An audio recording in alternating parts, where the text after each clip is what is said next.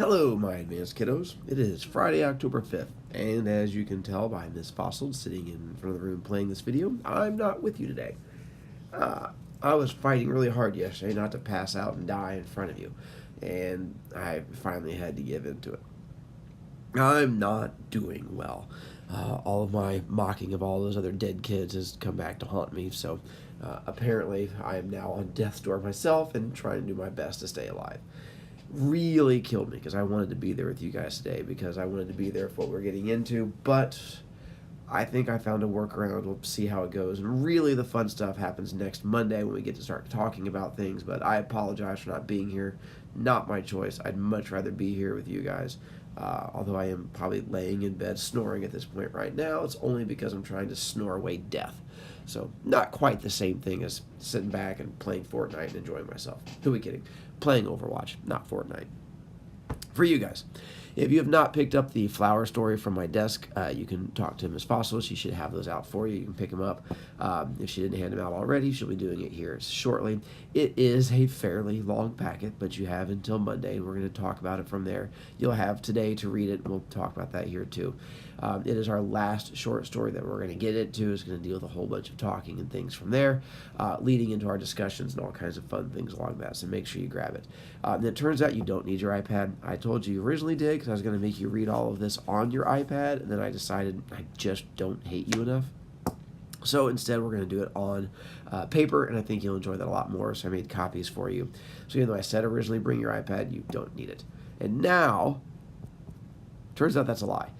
As I think about this now, I just looked up something.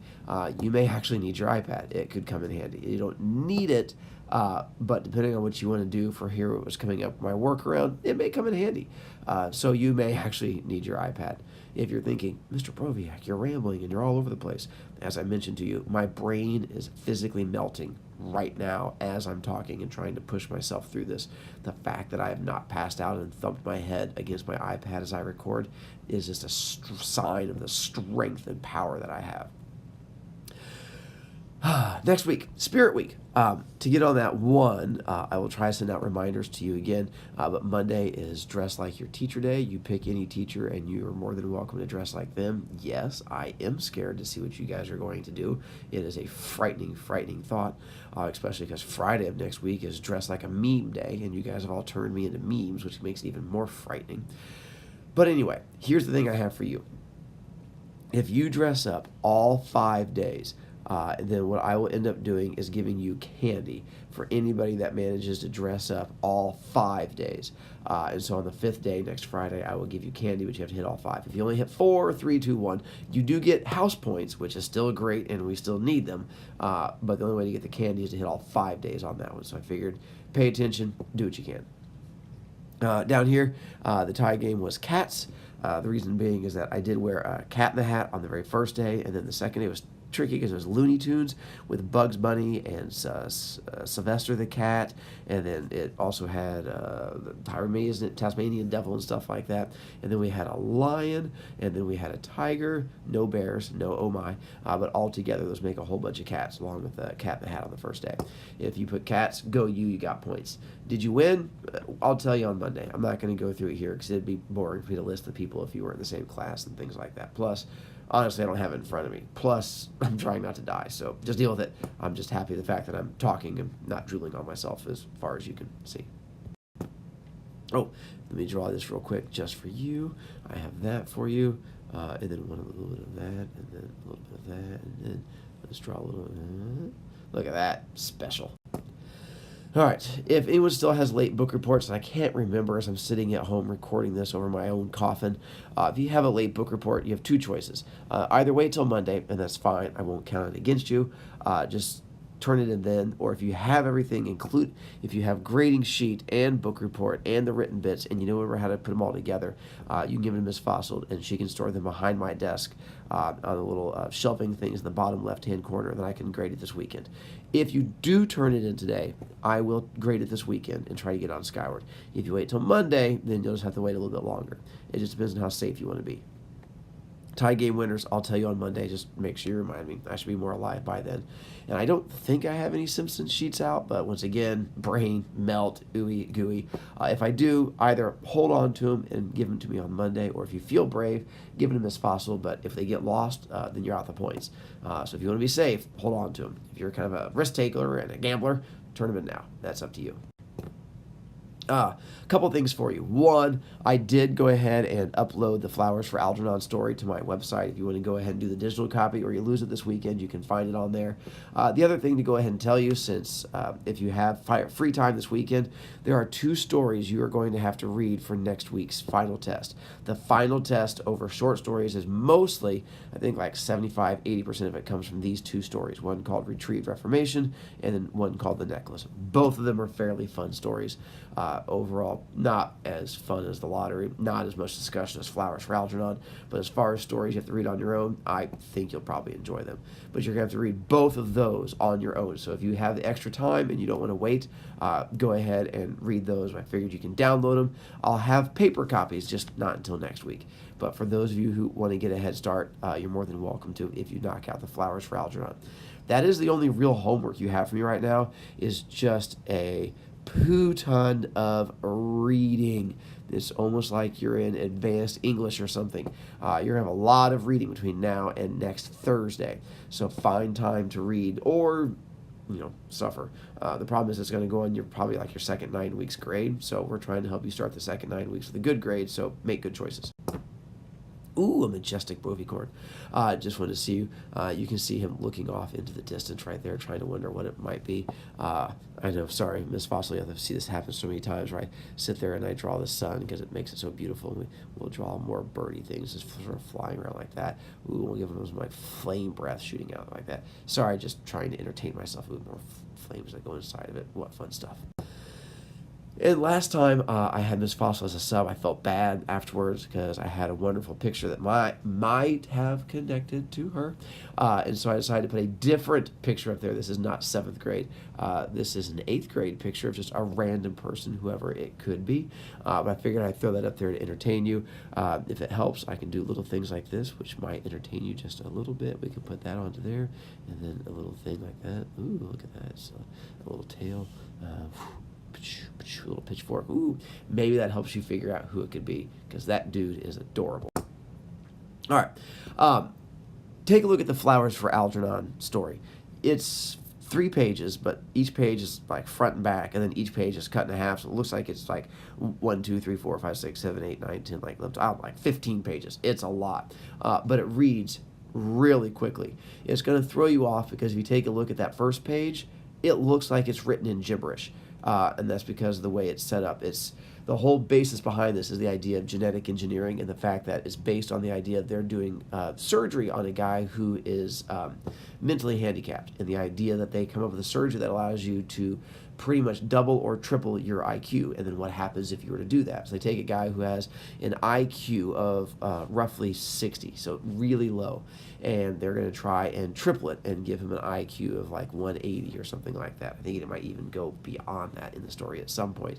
But to show the fact that he's so low, he writes a journal, and basically we're reading his journal with all of this that happens to him. And so trying to read those first couple pages are a little rough. I can help you with it, but take a look at it now and go, my God, how am I supposed to read this? It's crazy. But I'm going to show you how to read it here in a moment to help you out. A couple things to sort of make life a little bit easier for you. Quick discussion. I wish I could be there with you for it, but things are going to pop up. One, genetic engineering. If you don't know what genetic engineering is, it's basically where you go in there and you do surgery on the genomes, the genes in people. And it's where you can find ways to change babies before they're born, get rid of diseases, if you will. But you can even get to the point where you can change people's eye color or hair color or height, gender before they're born. You can even make people stronger, taller, and things like that. It's what we're starting to figure out that we can do as science gets further along. And part of it is what they're doing here is most genetic engineering is done before a baby is born. This story deals with it after a person is already alive and sort of going in there and messing with the genes at that point. That's a lot of what our story gets into. This is going to be our discussion on Monday, and boy, are we going to have a discussion. So part of it as we get into it is, do you support the idea of us developing this technology, both in what we get from the story and reading that you're going to get a chance to do on your own?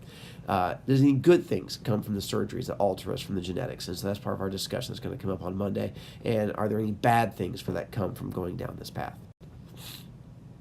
In the story, Charlie, the main character who has the surgery done to him, is going to describe a thing called a raw shock test. And the raw shock test is an ink blot test, where you have an ink blot and you have to try and figure out what you see in this ink blot. And the problem is it's not actually called a raw shock test. It's just because his IQ is so low, that's what he thinks it's called. It's actually called a Rorschach test, named after the doctor who created it, Dr. Rorschach. And the idea being is that they show you a picture that looks something like this and ask you, what do you see? Do you see a wolf head? Do you see two angels?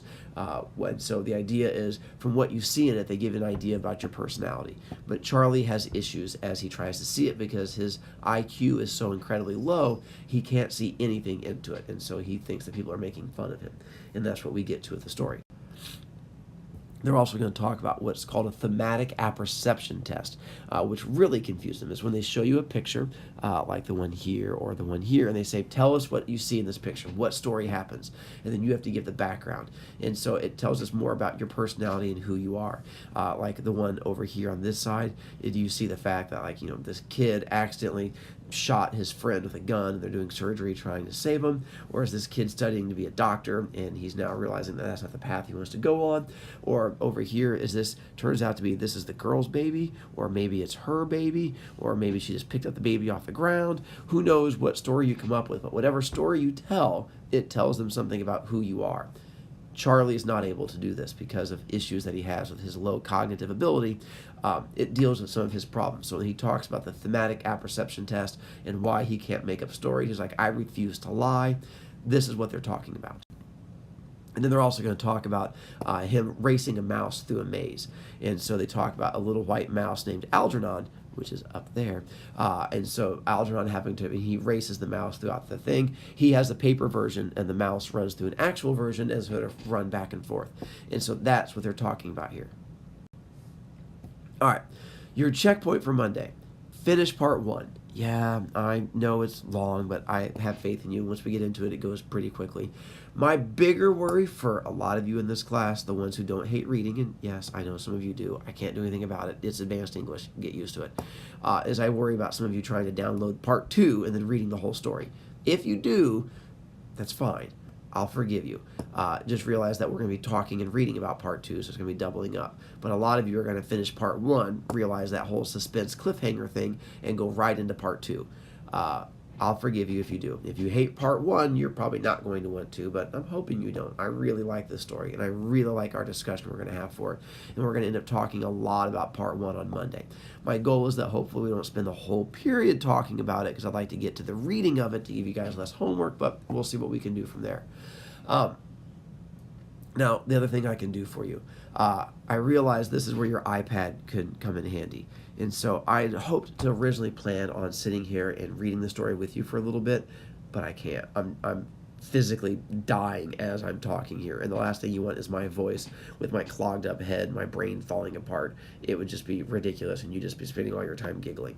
So if you would like to listen to me do it, do the one for me last year. It's me making fun of different kids and stuff like that. But if you go to YouTube and you type in BroviCast 10:04:17, it'll come up with 2, a regular and advanced. Go to the one that says advanced flowers, and then you can listen to me reading the story, and then you can read along with me, and it has some of that same discussion things in there. I thought that might make it so I do a pretty good, I say so myself, I do a pretty good Charlie reading, and so you're more than welcome to at least listen to me. And if you get confused, definitely listen to it. I explain the story as we go through, but then I also go on to this day, which is 10:05:17, and then you can also type that one into YouTube, and it's a little bit farther into the story, because I didn't get very far into it on the first day, and I got much farther into it the second day. So hopefully that helps you out to make things a little bit easier for you. If not, and you want to just read it on your own and you can read faster, I understand. But I figure for some of you, you'd rather hear my melodic voice or you just miss me. That's adorable. Thank you. I appreciate it. This gives you the chance to sort of have me still help you out. I wish I was there to do it with you because I love this story. I mean, I did everything I could to be there for you yesterday because I wanted to be there for the end of lottery because I really want to do that story with you. But that took all my energy, and now I'm dying. And so I only have so much for you because I'm human. My apologies. So our discussion on Monday, just to give you an idea of what we're going to be talking about, is the idea of genetic engineering, whether you support the idea of us doing it or not. Should we move forward with these types of surgeries? What do you think they can do? Should we introduce other types of genetically enhanced surgeries that alter our physical selves? What about making us stronger, faster, taller? What about changing our eye color, height, how many fingers we have? That all becomes available to us as we start examining this surgery.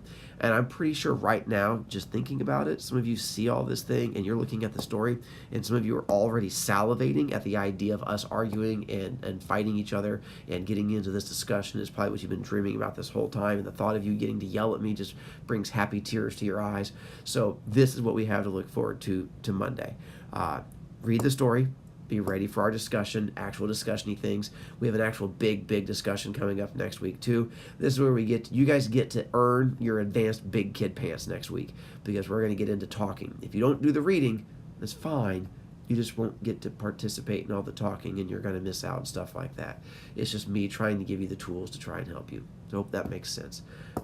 Miss you guys. Wish I was there. I'll talk to you Monday. On that, enjoy, kiddos.